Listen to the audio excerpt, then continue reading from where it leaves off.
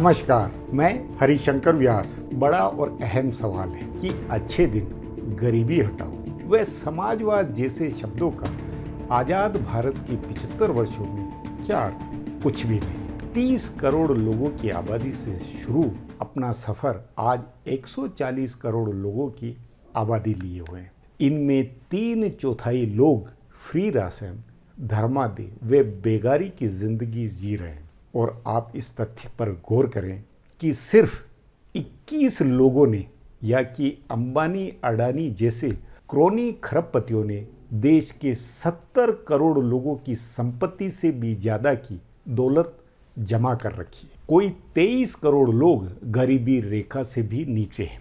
इनमें 4.25% लोगों के पास न छत है और न पेट भरने का स्थायी जुगाड़।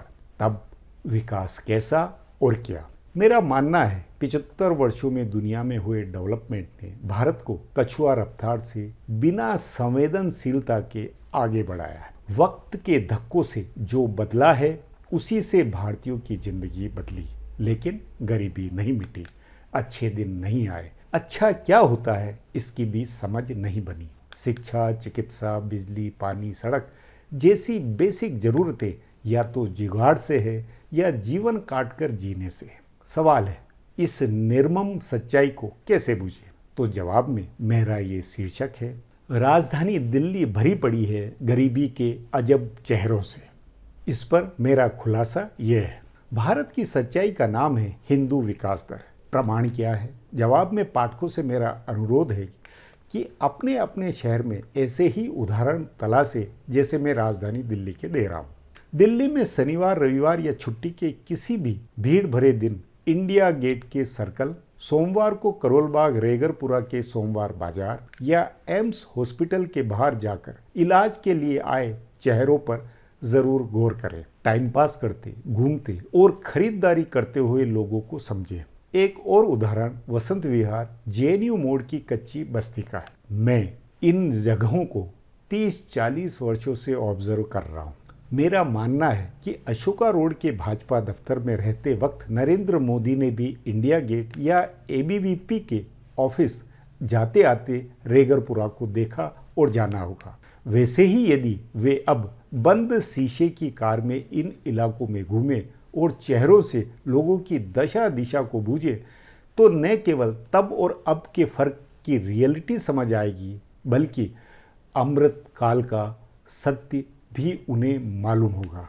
मेरा अनुभव इंदिरा गांधी के वक्त से गरीबी का विकास होता देखता हुआ है। शुरुआत थी सरकारी जमीन पर कबाड़ियों के कबाड़ रखने से, कबाड़ी सामान के 2-4 ढेर, फिर अस्थायी शेड व झोपड़ियां। अगला विकास कबाड़ के सामानों से ही बिना छत के कच्चे मकान, फिर ईंट सीमेंट की दीवार और उन पर चादर की छत। विकास का मोड़ पक्की बनती छत, एक पक्का कमरा, उस कमरे पर धीरे धीरे दूसरा, तीसरा, चौथा कमरा। बस्ती फैल गई। बस्ती की एक एक फीट की गलियों में विकास पहुंचा। गलियां सीमेंट की बनी, छतों पर पहले दूरदर्शन का एंटीना और बदले हुए वक्त के धक्के में विकास से सैटेलाइट की डिश और 100 रुपये महीने के भाड़े पर बिजली का कनेक्शन भी। विकास फिर बस्ती को कारोबारी व आमदनी बनवाने वाला हुआ। कमरे किराए पर उठने लगे। कमरे की छत कंक्रीट की बनते दिखी। खिड़की पर कूलर, कोने में दुकानें और एक बोर्ड ब्यूटी सैलून की सूचना देते हुए भी। रोजगार और विकास में और कुछ गति। बस्ती के बाहर लोगों द्वारा फल, सब्जी, कुलचे, खानपान का धंधा करने के ठेले, रेहड़ी दिखने लगी। शीला दीक्षित के समय बस्ती को घेरती हुई एक दीवार बनी। सुंदरीकरण हुआ। शौचालयों का इंफ्रास्ट्रक्चर बना। चौराहे पर भीख मांगते या तिरंगा व छोटी छोटी चीजें बेचते बच्चे व औरतों का रोजगार फला फूलता दिखा। अब बस्ती में खूब राशन बढ़ता है। लोग उसका बड़ा हिस्सा व्यापारी को ही बेचकर नकदी पाते हैं। गांव में रह रहे लोगों को भी राशन 50, 100, 1000, 2000 रुपये मिलने से लोग संतुष्ट हैं। औरतों को अगल बगल की कॉलोनियों के घरों में काम की कमी नहीं। जाहिर है जिंदगी अब वैसी नहीं जैसी 40 साल पहले बाप दादाओं की हुआ करती थी। मगर हाँ, न बच्चे पढ़ाई करने जाते हुए कभी दिखे और न केजरीवाल सरकार के बावजूद मोहल्ला चिकित्सा या स्कूल का कोई ढांचा मुझे कभी बनता नजर आया। अब जरा करोल बाग व रेगरपुरा के सोमवार बाजार को बूझिए। सोमवार की छुट्टी के दिन 30 साल पहले भी फुटपाथ बाजार लगता था, लेकिन वह तब कुछ ही सड़कों पर था। अगल बगल का मध्य वर्ग तब वहां खरीदारी करता था, प्रमुख तौर पर कपड़ों की खरीदारी। और अब पूरा इलाका मानो मेले का हाट बाजार। इतनी भीड़ की ये सोचकर दिमाग चकरा जाएगा कि करोल बाग इलाके में कहाँ जगह हैं जो झुग्गी झोपड़ी बस्ती वाली ऐसी भीड़। कपड़े अभी भी बिकते हैं, जैसे 100, 200, 250 रुपए की जीन्स या गर्म कपड़े, प्लास्टिक का सामान, तेल मसाले और रोज़मर्रा की ज़रूरतों व साग सब्जी और आउटिंग के लिए भटूरे, चाइनीज खाने की रेहड़ी। मतलब गांव के हॉट बाजार का वह नज़ारा जिससे लगेगा कि देश की राजधानी का एक पॉश इलाका सतह के नीचे की जिंदगी का कैसा विशाल देहाती बाजार है।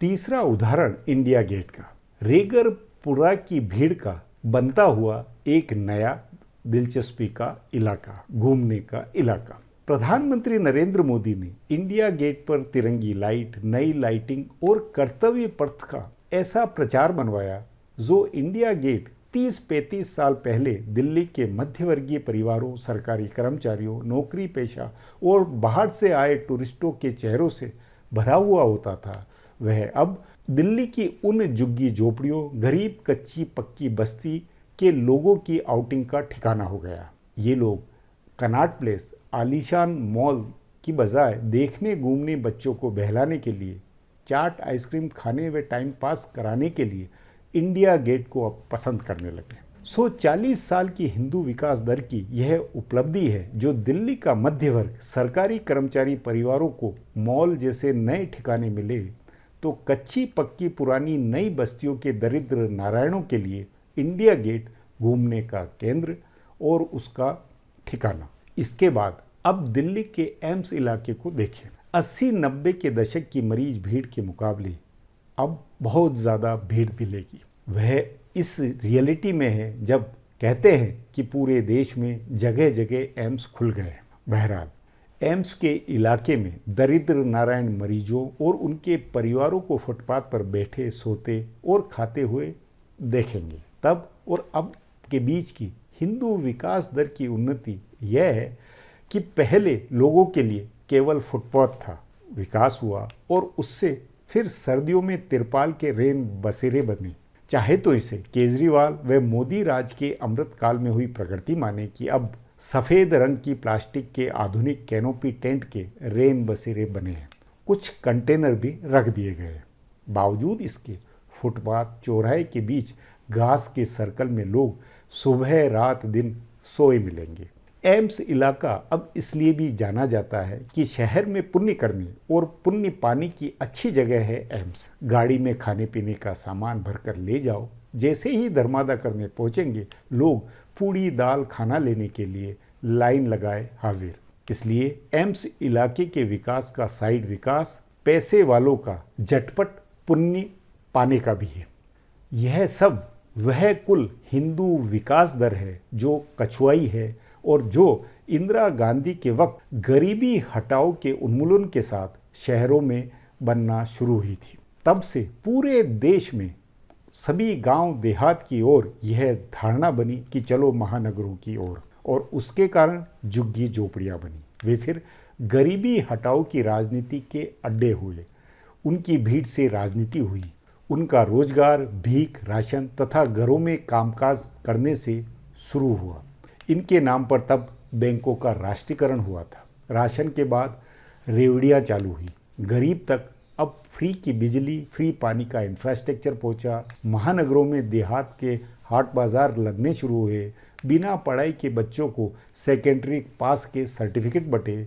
आयुष्मान, जनधन, सस्ते फ़ोन, साइकिल, कपड़े, मनरेगा आदि के सामाजिक कल्याणों से एक तरफ वेलफेयर समाज बना, तो दूसरी ओर मेरे इन चारों उदाहरणों के अगल बगल में ही वसंत विहार से लेकर तमाम तरह के वे आलीशान शॉपिंग मॉल, एयर ट्रैफिक, विदेश यात्राओं तथा विश्व के 500 खरबपतियों में अपने अंबानी अडानी का क्रोनी एम्पायर भी खड़ा हुआ। और उन्हीं के कारण एक तरफ जीडीपी के आंकड़े उछलते हुए।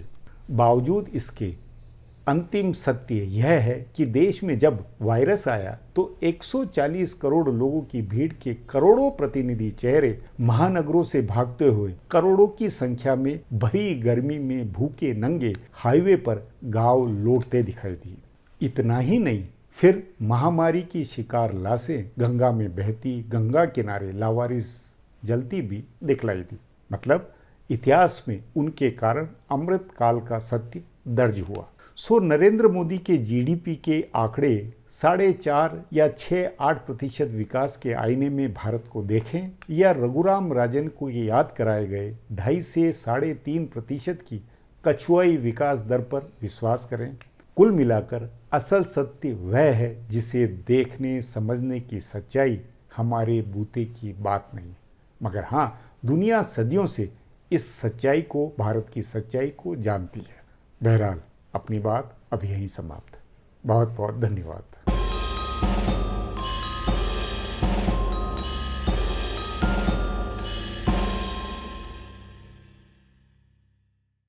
Do not forget to subscribe to our channel for all the latest gossip on politics and my take on world affairs.